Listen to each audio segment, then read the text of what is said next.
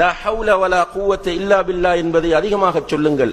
இப்ராஹிம் அலைஹிஸ்ஸலாம் அவர்கள் மிஅராஜ் போன நேரத்தில் ரசூல் ஸல்லல்லாஹு அலைஹி வஸல்லம் அவர்களுக்கு சொல்லிக் கொடுக்கிறார்கள்.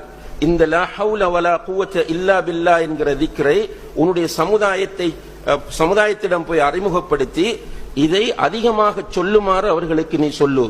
ஏனென்றால் இந்த திக்ருடைய சிறப்புகளை நம்ம பார்க்கும்போது இது கன்சும் மின் குனூஸில் ஜன்னா, சுப்ஹானல்லாஹ், சுவர்க்கத்து பொக்கிஷங்களிலே இது ஒன்று.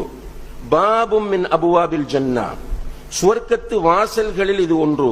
கர்சும் மின் கிராஸில் ஜன்னா, சுவர்க்கத்து செடிகளிலே இது ஒன்று என்றெல்லாம் நபிகள் நாயகம் ஸல்லல்லாஹு அலைஹி வஸல்லம் அவர்கள் சொல்லி இருக்கிறார்கள்.